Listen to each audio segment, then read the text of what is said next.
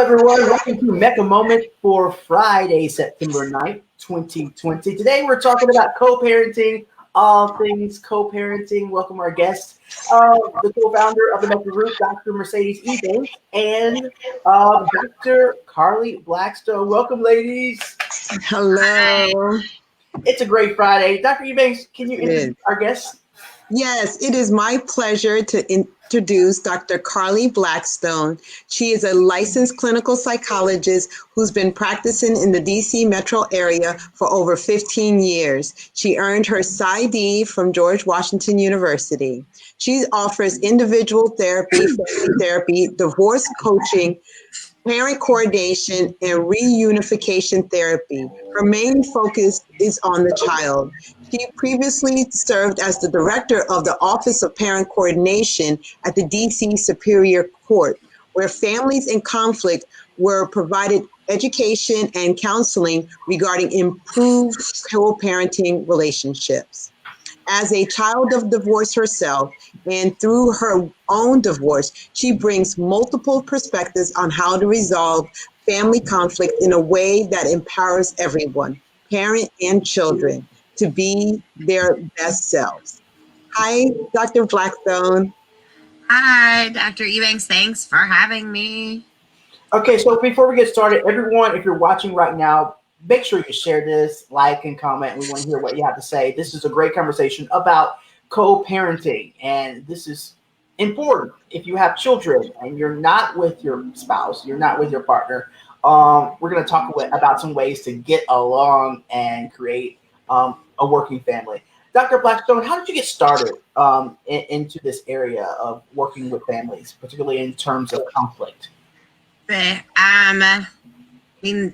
Lucky for me, I was born into all of this. So parents were divorced when I was little, actually, like my mom twice. So lived through it a few times, and then always thought psychology was interesting. I started doing family work outside of graduate school, and I was married, just newly married. And I really liked the family dynamic and trying to help families work through whatever they were going through, some sort of conflict. And that then led to me also looking at my own relationship and making sure that if I'm going to be the person giving everyone advice, that I am also in the best place, which then led to me and my ex to decide that we were better off in two homes raising our child as opposed to one. And then from that sort of ended all with my professional life sort of changing, focusing on families who are also raising their life and raising their family in more than one home. I mean, that sounds interesting how your professional life began to mirror your personal life. Was it a challenge to incorporate your knowledge, skills, and abilities into your personal life and then bring that back to your professional life to help others? Yes and no. Yes and no. It's definitely, as a professional and certainly in the mental health field, right? I'm not talking about my own life on a day-to-day basis, but I think that I've learned a lot, and I use a lot of the things that I've learned, and that from what I've learned through studies, and that my ex and I have sort of figured out together as we've co-parenting to try and sort of encourage, what I feel like is this new movement of, raising or that kids know how many homes that they are in. What kids thrive in is just a stable, consistent, reliable parents, period. I like what you say about figuring out. I think when you think about co-parenting and you think about separation or divorce, there's no real plan for that. And so it's a journey that you have to come together and collaborate and figure it out. And so when parents are going through this, what is that process of figuring out? What can that look like? It can look like a lot of, it look very different for different people depending. I think, you can there are lots of different, I would highly recommend doing sort of the collaborative is the key word there, collaborative approaches. You can sit down and work with either a mediator or even with, attorneys or something that are generally focused on trying to establish what the new normal for your family is going to look like.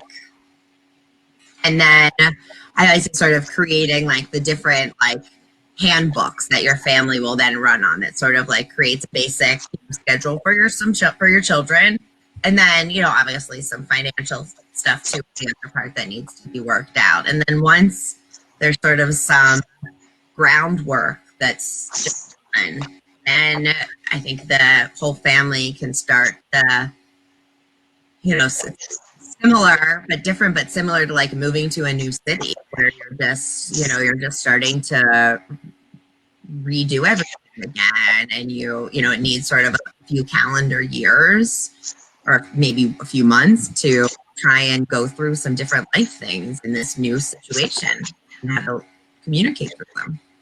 So what I hear, it sounds like you're coming up with a plan, in terms of boundaries, in terms of rules, in terms of really a handbook of how to operate in this new normal. And speaking of new normal, we're in a new normal, especially during this COVID-19. You're not allowed probably to, move around and operate as you were before COVID. How do families operate this new normal that we have and trying to co-parent? I think, and actually that's the one thing that I also miss too, which is the same as now. I feel like it's also looking at sort of the bigger picture of, here's our family and what are we going to do together to create the best outcome for our children? Like, how are we going to create the most stable childhood for our children to thrive on? And so now it's sort of the same with the pandemic of what are we going to do so that our children can thrive during this period of time. Like I know in my family, it's figuring out, which one of us has more flexibility in work. Thankfully, it's nice, the virtual stuff, to be able to work from home. But even discussing all of that of, okay, where is it going to be best for our child to be in virtual school, or if they're doing hybrid school or whatever. And then, how are we as a family now going to adjust even all of these other things that we now have to worry about? I feel like the other part of it is, even though it's 2 homes or even 3 homes, the family is still a we as a unit. It's still that's no matter what. For the kids' sake, it's still their we. It's still their family. And I would certainly say, the plan is the important part. As you said, when you're having children, when you're in a relationship, the plan is never to break up. But when it happens, you still have to have a plan of how you're going to raise the children together. And a lot of times people, think, oh, it's only until the 18th birthday, but it really is for a lifetime. You are partners for a lifetime, even though the intimate relationship is no longer there. And that's where, our work as parent coordinators is we help parents come up with a plan. And sometimes when I work with parents doing a parenting plan, it really is to let them know this is not for 18 years, because circumstances are going to change, situations are going to change. You do a plan, you may have to review it every year, may have to review it every 2 years or 3 years, and make that as part of the plan, that we're going to review it, and see what activities the children are in, what even this disruption of the pandemic, what is the plan? Normally, the child may switch homes during the week. What are we going to do?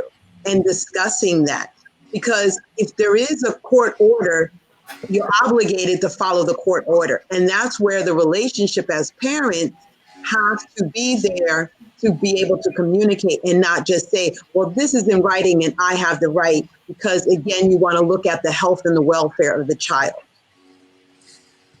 Especially times of now, I will say, because the courts, I think they just even reopened, and they're not seeing a lot of cases. So ordinarily solving an issue by going to court takes a significant amount of time. Now it's taking even more time, which really. Dr. Blackstone, I like that you mentioned the thought of a vision, having a visualization of what your family looks like. Oftentimes, without a plan, if you can visualize, it's a mess. And visualizing a family plan that all of you can agree that looks great and workable, I think that's a great tool or technique. Is just really visualizing what does this look like and what can it look like, and moving toward making steps to do that. So I like that. How has COVID impacted your family co-parenting? I mean, we've had to shift our plan because of all of the pandemic stuff. In the beginning, I would say when everyone was very homebound and we were all very cautious of germs, I was very cognizant of the person that my daughter was getting, her only contact was myself and her father. And that was my only other adult contact too, was also, seeing her. So we would have family dinners, which we hadn't had regularly in a while because of it. I will say too, the other thing that we did this summer that was a big thing for us. My daughter was supposed to go to overnight camp for the first time this year, and it was obviously canceled. But the camp instead did a family camp where for 4 days throughout the week, throughout the summer, families could come. And so my ex and I and our daughter went for 4 days for the camp together, just, to have a good time. But we would never have thought to go on a vacation together before this time period. So to actually, for us to go on a vacation together, and just like if we had before, it had its ups and downs. I mean, get along 100% of the time. We also had a lot of laughs, and there were a lot of good times. So I think in general throughout all of this, and I think you said it too, my vision is the same as his vision, my ex's vision, that we both just want our daughter to be amazing, and we want her to be happy, and we want her to not feel stress, and we want her, to get through 6th grade and feel positive memories from it. And so both of us, whatever needs to be done so that she is successful, it works, I think, for both of us. It's nice. We have that shared vision. Mm-hmm. And so I'm fine to make sure that he's included on all teacher emails, because I know that he's also invested in her care. Mm-hmm. And if anything, that's been even more sealed throughout the pandemic. Yeah, I would certainly agree, have a very similar experience personally myself, but when working with families, I do encourage that there should be, shared communication. And most of the time it's that the relationship, the feelings of the relationship are still there, and there's hurt that it interferes with their ability to focus only on the children.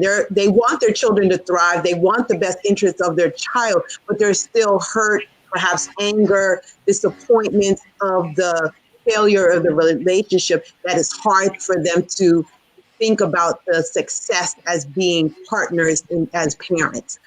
And that's where you do encourage the parents to perhaps seek individual counseling to deal with that, because when you're working with the parent coordinator, we're not there to do the therapy part of it. That's work. That's more than just a few sessions. As a parent coordinator, we're there to help parents really think about, focusing on, again, the child, what's best, and then also encouraging them to be patient. Because not overnight we break up and then all of a sudden we're best friends and we're taking family trips and things like that. That takes time. That takes, really patience, that takes an understanding. It has to be set as a goal. It can happen, but it's not necessarily going to happen year 1, year 2, year 3. It might be year 10 before you're able to do that. But you should be able to go to a game together, or to support your child if they're playing a sport, or going to the graduation. I've heard and worked with families where they cannot even sit on the opposite ends of the same bench. They have to sit on opposite sides of the field, so I think it's really just working on themselves as individual, and then also working as partners in the raising of their children. Yeah. I say it right. I think a lot of the conflicts, and the sort of triggers for conflict, they're still there. So I feel like, one of my tips for advice, is that everyone should really try and focus on being their happiest selves, because I think when you're your happiest self, you're able to not be triggered when somebody else is saying something that might be a hot button for you, and you're able to respond in a sort of calmer, non-emotional sort of manner, and keep the focus on the child. I think a lot of times when emotion becomes involved, it ends up not necessarily becoming about the child. It's what's going on between the parents. Mm-hmm. Exactly. I think that's a great point in terms of focusing and working on yourself so that you can be there for your child. And Dr. Ebanks, I think, when some people are out there right now thinking, I'm never going to be able to sit near my husband or my wife. This is not possible. And I like how you say that it requires time, and it requires steps, and realistic thinking and setting goals is more beneficial to you than just imagining that this is going to be all gravy and mashed potatoes, which I love both. Yeah, because and everyone has their expectations. Oh, in 3 months we should be able to sit and do this. No, I'm saying in a year we should be able to do this. So again, it's not putting what you expect as the only right way, because I think that again is, from life experience, from work experience, that is what comes out, is the expectations and feeling that your way is the right way. And you can't do that as a parent because there's different perspectives. We're all raised differently. We are from, some of us may be from parents who never married, parents that are married, parents that stayed married, parents that you have a blended family. So respecting, and I think that is one of the key words also, is respecting the perspective of the other parent and trusting. That is a key element. Some parents don't trust each other as parents to make the right decision. And I think, trust, I think, is a really good word, because it's not trust the other, it's changing the trust from the other person. So it's not trusting the other person in a relationship. It's trusting that they have the child's or children's best interest in mind. Mm-hmm. And I think when you can operate from that trust, that's when you can build a relationship that it's not, based off of past experiences, but trust in terms of creating an environment that is beneficial for the child. Let's go with some tips, for people who are listening and like, okay, we hear you, Dr. Blackstone. We hear you, Dr. Ebanks. This ain't working. Like, where do I start? How do I start right now, today, into a point where I could actually visualize something that works? Take it away. I guess, I was trying to think of an example in my head as you were talking of what's an example of somebody, a client saying to me, this isn't working no matter what. So, an example would be, let's say school starts at 9:00 and I've asked if the co-parent could change the pickup time or drop off time to 8:45. And no, they're still coming at 9 or 9:05 even, and my child is, stressed, or, when they're coming to school. So how can I do this? And, so I would say, the two-part answer, let's say, to that example would be one of sort of work on you not being stressed, that when your child is back in your presence, you're not saying, oh my gosh, it's 9:05 or it's 9:01 and you're late to school. You be in your best self.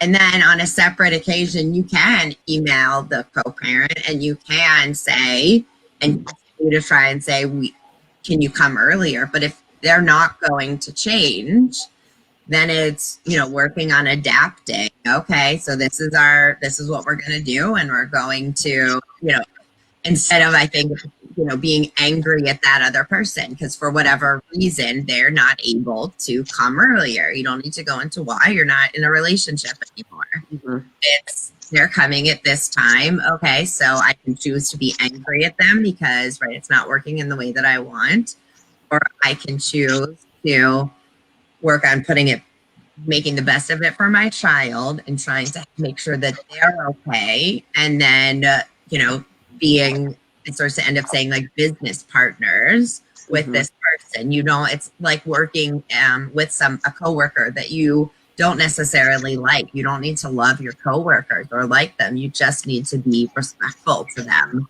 when you see them. And so I think it would be, let's say in that example, getting to the place where you can be calm and you can be also respectful to the other co-parent, even though it might not be the situation that you think would be ideal for you, or maybe even ideal for your child. Your child is still going to school. They're fine. Everything is fine. Bigger picture, their needs are getting met. It's just, tweaking it a different way of looking at it. I certainly agree. And I would add to that also, another tip would be having similar rules, but they don't have to be the exact same rule. I worked with a family where the parent A wanted the child to read 3 books a night. Parent B read 1 book. Parent A was very upset, feeling as if parent B did not value the education as much. The point to help the family was that reading was important to do together with the child at night. How many books can't be forced on by either parent? So the important, thing that the parents should agree on is reading is fundamental. Reading together is important, and leaving it as that, not having a fixed number. And I think you can't control what happens in another household. It's just talking about, let's put some, let's talk about this and what is it that we could do similar, but not exact.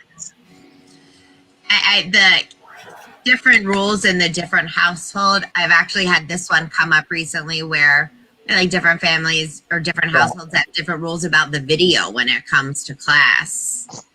So I guess another advice I would say is reach out to teachers and reach out to the school and to tell them of just the 2-home situation or how many homes it is. They don't want to hear the details of what's going on, but to be able to say, hey, Tommy is in 2 homes. So on Monday mornings, that home they don't have the video camera on, but on Wednesday mornings, he will have the video camera on, so that every Monday it'll be on and every Wednesday it won't be on, so that then the school will know. And then they're prepared. The kid is not in the middle. And I think it's just acknowledging what are the rules for the different homes. And I think it's also key for both parents to work on supporting the other rules in the other homes. You might not agree, but knowing that, if the parent feels that it's in the best interest of the child. I think that's the key in terms of coming up with a common goal, but realizing also that you can only be responsible for what you can control, and what you can't control, you let go. As long as it benefits the child. And so I like that. The work really is not on the ex-partner, or it's the work is on self and maintaining a position of agency and power and communicating in hopes that your goals can be achieved for your child. Mm-hmm. Love that. So if you're out there, it's not about the other person. It's about you and what you can control and what you can't control. Find a way to work through it. Mm-hmm. How is co-parenting now, Dr. Blackstone, with your ex? And can you give advice to others um, based on that experience?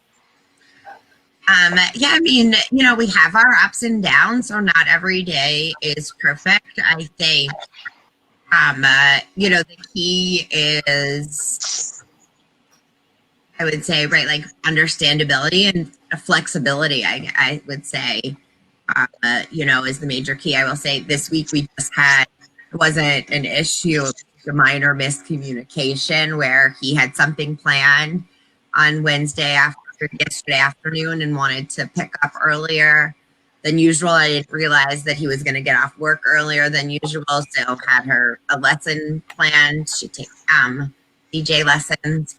And once we realized the confusion, it was, yes, annoying for me to have to email the people to ask to reschedule, but bigger picture of life, 5 minutes, 3 minutes of annoying.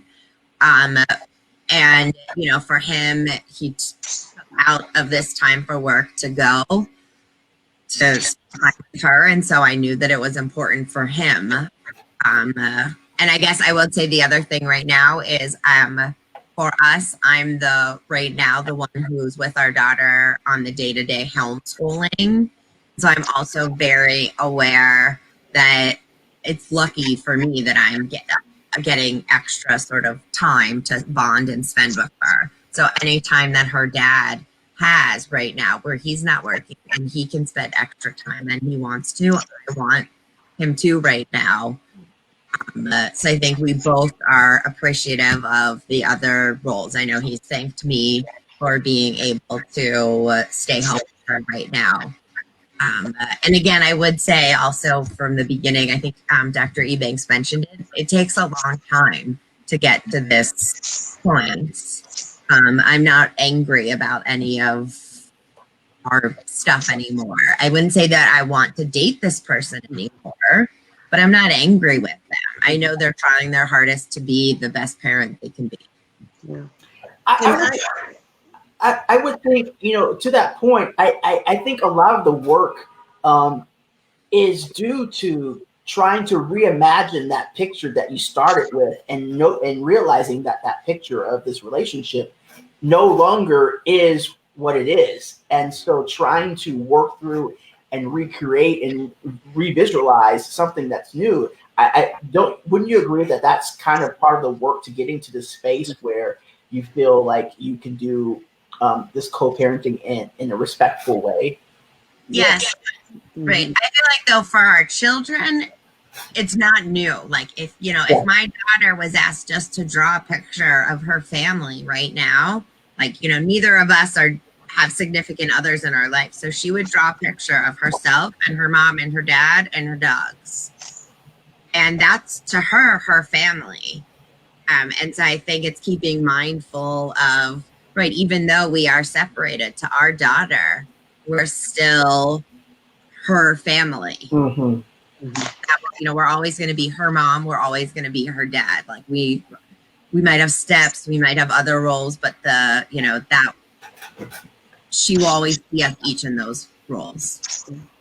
And I think to add to that, is every family is different. And with that, being said that, sometimes the one thing for each individual to remember is that there was an initial attraction that brought you to this person, whether you were married, whether you were in a intimate, relationship, or even if it was you have children as a result of even a one-night stand. There was some sort of attraction to that person.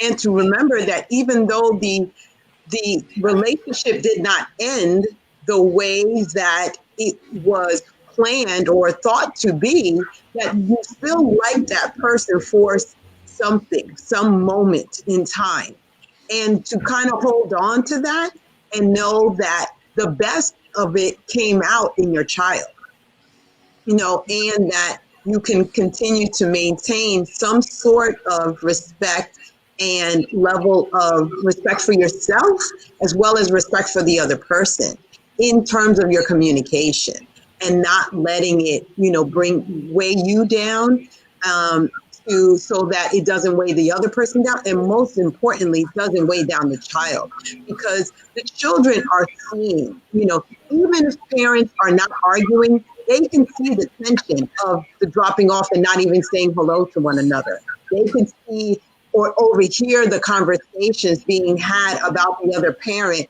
when they're talking. The parent is talking to grandma, best friend, neighbor, whatever. They see it and they feel it. So it's how to protect your child from that. Certainly not, using any negative words or speaking of the other parent in a negative way, to the child, is, first and foremost, most important as well.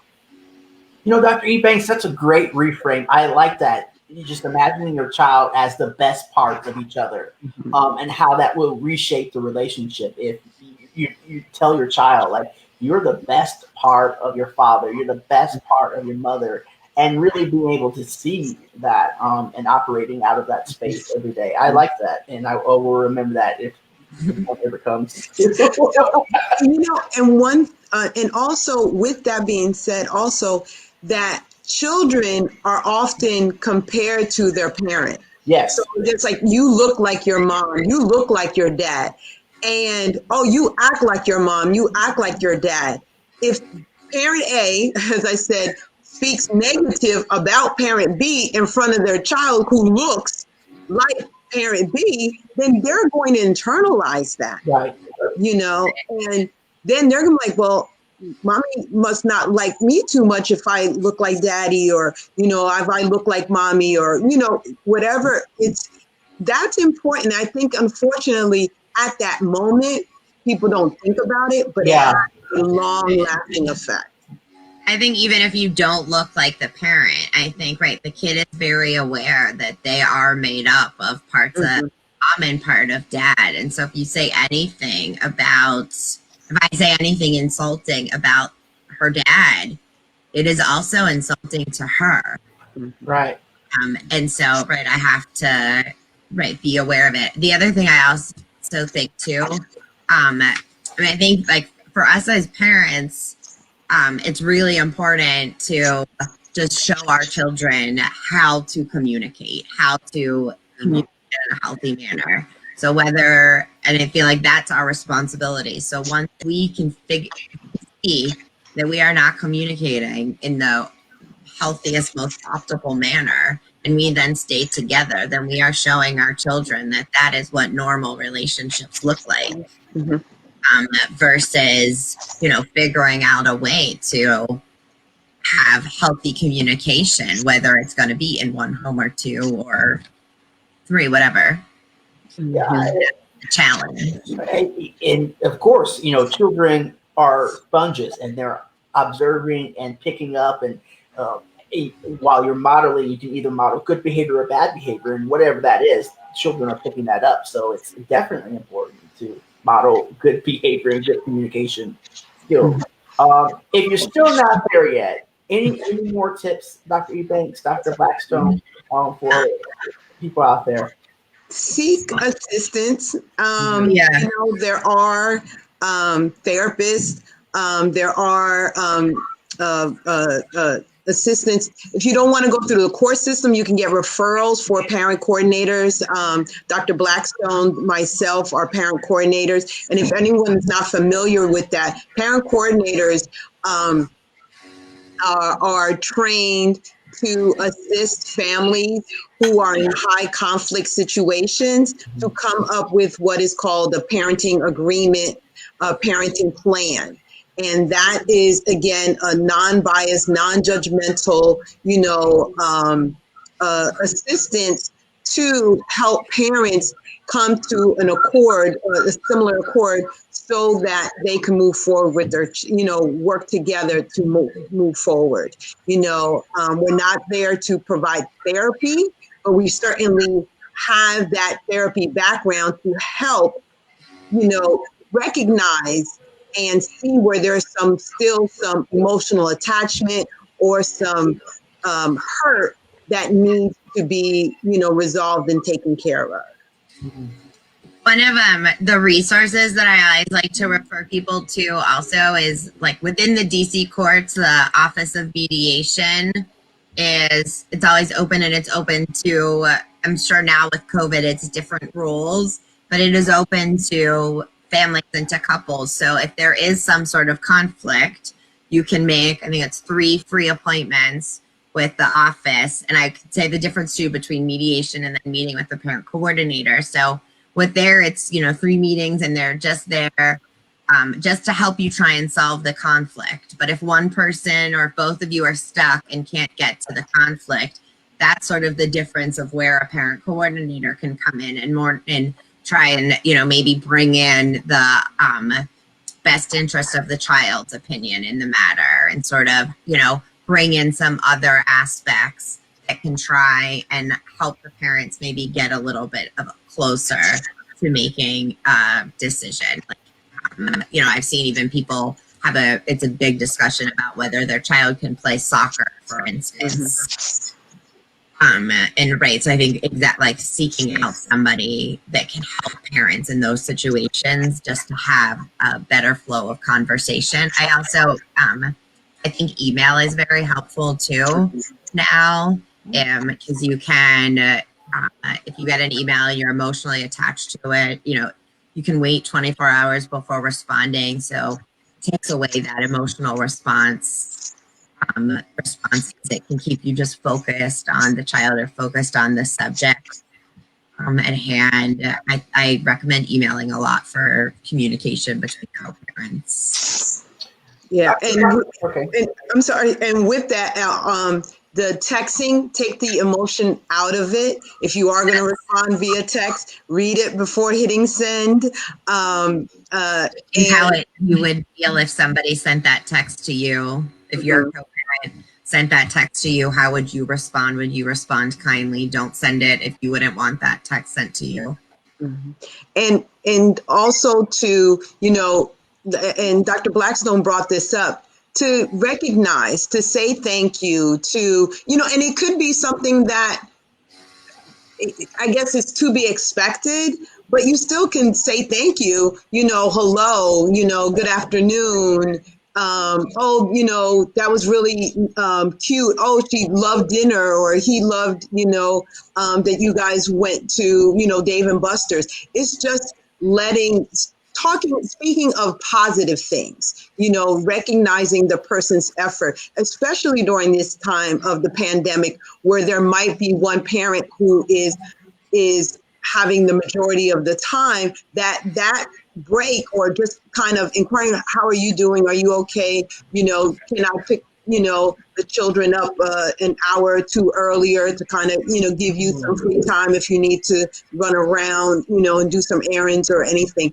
That is really important. I can even speak to my personal relationship that the pandemic actually helped to improve the communication. We were already on a good path, but it almost like sped things up, and certainly recognizing that and, appreciating. And then for my, children, they saw that. They were like, and they even said, well, that went well. Yes, it did. Very important. It's like, because they see it, and the happiness that they see, and see the exchanges is so noticeable. It's really, Yeah, I mean, to be able to give our children like those classic family photos of them with their mom and their dad, or whatever 2-parent situation is, whether it's 2 dads, 2 moms, whatever. It's meaningful for the child to still have those parts of the traditional childhood, or that we're still all one unit connected. So I always encourage parents to take that picture at graduation, as uncomfortable as it is. take that picture with your kid, because your kid will really appreciate it. Yeah. Even with blended families, invite the, other parent to come and take the picture with them, so they're not feeling outed, because again, that other parent is spending time with your child, and you want to make sure that you're nurturing that relationship as well. Yeah, and that's that way. I always say too, like the other other parent, it's a bonus parent. Nobody's ever gonna take the place of the child's mother and father. You can always have other extras on there, but there's always going to be the first. And to sort of help to take away that threat of, here's this other person that my child is spending time with, that they enjoy, that is doing things with them maybe that even I would like to be doing with them. It can be hard, but sort of looking at it from my child's perspective, but look, they have this other opportunity to spend time with this other person who's going to help them in ways that I wouldn't be able to help them, is nice. They still have a special place for me. We can have both. And that goes into my next question in terms of, and especially even more important now during the time of COVID, how do you manage relationships with not just your former partner, but people surrounding your former partner? How do you manage those relationships? Maybe you don't like certain people, you have a problem, you're considering safety around some of the people that hang out with. How do you manage relationships with people outside of your partner, and how do you navigate that? I'll say, I know for me, my ex still, he's going into the office sometime, and that is hard, and that is not my ideal situation. I think, part of that goes back to, what I can control and what I can, and that I'm remembering that we're two households, and I know that I trust that he has our daughter's best interest in mind. And I know that he doesn't want anything to happen to her. He doesn't want her to get sick. So I have to, put some trust and faith in that, even though he wouldn't necessarily do things the way that I would do them, he still is doing them in the way that he thinks is best for our child. Mm-hmm. Yeah. And also, the less people you can get involved in kind of the mix of the negative relationship or the negative conversations is best. So let's say it's a grandparent that the children are spending time with, and now the grandparents may not, like you as much because you sought the divorce. The important thing is that you are speaking to the other parent, let's say the father of the child, to maintain a positive communication, so that the father is then responsible for speaking to, let's say, his parents and say, well, we're working together. Again, the more positivity that you maintain in the relationship, that's going to kind of spill into the other relationships. And again, it's not overnight. Other people are hurt, especially when it's a long-lasting relationship that has kind of developed over years. The same way it built in years, it's going to take years to resolve that hurt and pain. So therefore, it's just, again, you can't control what other people are going to do, but you control yourself. You control what words you use, how you communicate with the person. You can maintain being respectful. And then I always say, if there's a significant other involved, set some ground rules, in terms of, or let me not say ground rules, have a conversation about what to do if you would like to introduce the child or the children to a significant other. I would like to meet them, before, not to test them, but just so I could have a face to go with the name. You don't want your children to be scared of speaking the name of this other significant other, because that makes them feel uncomfortable. Maybe they like getting ice cream, with the new girlfriend or the new boyfriend. They're gonna hide. You ask them, well, what did you do today? Oh, nothing. well, you have ice cream all over your shirt, you know? Oh no, so comfortable for the child. Don't make them feel like they have to choose, or they can't like the other person, if they, sincerely do. There's a moment in the movie Stepmom where Susan Sarandon is talking to the son, and the son says to her, if you want me to hate her, I will. And I think, right, like that moment just exemplifies how much power the mom has in the relationship that the kids have with the step parent.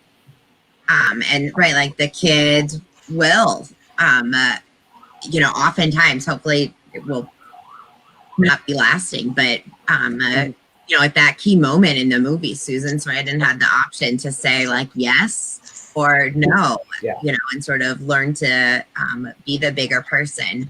I will say one of the things about that, you can't control the people that the other person is with, and I think that is it is one of the harder things about this. But it is one of the, that is, my life choice. My choice is either be with this person and we're not a good match, or be we not with this person.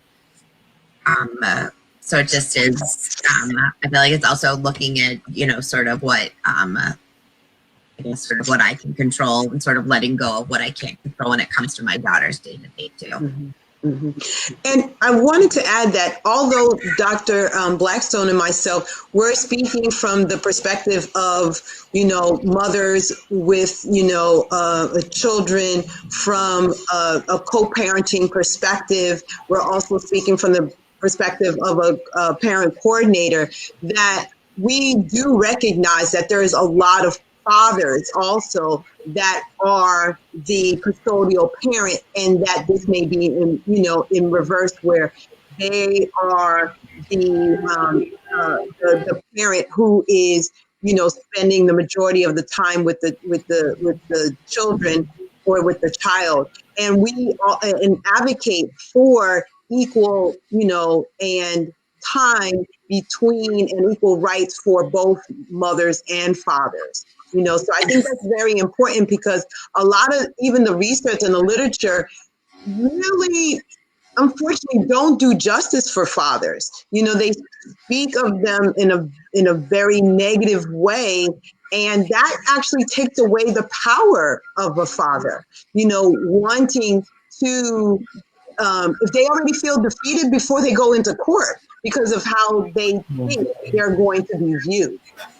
So I think it's very important to emphasize that this is about parents, whether they is a mother and father, whether it's, same sex, that it is important to maintain the relationship between the parents, regardless of who they are. I think there is something about having as many adults as possible there consistently encouraging a child on for their development. So, if that adult wants to be there for that child and they have good intentions and in mind, then, I feel like it's our job to help the child also see that this is an adult that has good intention and just wants to help them and be there for them. Love, there's enough love for everyone, and promoting that love is something that is good for not only yourself, but the child. Any last final words on co-parenting? I hope people out there, you're starting to think about ways that you could change and visualize a future that is not full of strife and conflict, but really something that works. Any last final words, Dr. Blackstone? I always say it's like my last image that I say of sort of the transition of one family going down a street with one car all together, and now you're switching to two cars. You're going down the same street, and you're gonna, respectful rules. You're gonna end up at the same place all together, but it's just two parallel cars working together, going down the street. So I feel like if you can try to keep the image of, separate but respectful, in your head as much as possible while going through this journey. Be patient and keep modeling that journey, that it is possible to get there. Mm-hmm. I like that. It's like when you're riding with friends, like, you want to follow me or I'll follow you. We're gonna be there, Mm-hmm. you know. So yeah, it's exactly that. We're going to the same place. I'll see you in a second. Yeah, Exactly. Yeah.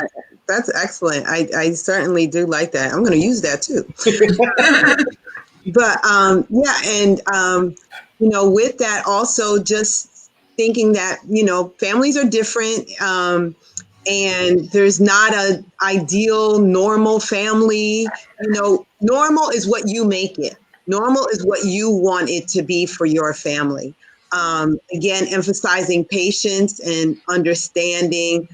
Not, I don't, having a conversation about what the expectations are, but not setting your expectations as the ones that has to be followed, either parent.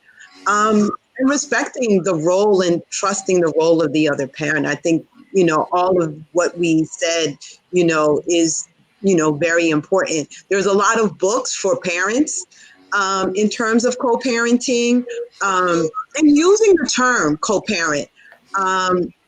If I'm not an advocate for a single parent who has an actively involved other parent to indicate that they're a single parent. Using the term co-parent. You know, I personally myself say I'm a co-parent. You know, I don't say I may be a single woman with, you know, a single woman who happens to be a mother, but I'm not a single mother, because I do know of many single mothers who are doing it all on their own, and we're not in, you know, they don't have a car going down the street with them. They're doing it all by themselves. So to respect and recognize the other parent, you know, start using the word terms co-parent if that's where you want to be, if that's where both parents want to be. So. I love that. Let's get in our cars and meet at the end of the road. That's right. Reshift. Yes, reshift. It's a great start to, you know, tomorrow is World Mental Health Day. So it's a great start to, you know, celebrating that day and really just rethinking how you can change what's happening in your life and make it better and create a new normal. I think that's what we're all struggling to find out every day is what works for me, what is my normal, and what is okay. And so I hope your new normal starts today. The work for your new normal starts today. Thank you so much for joining us on MECCA Moments. We'll see you in a few weeks. But thanks, everyone. Thank you. Thank you. All right. Bye-bye. Bye.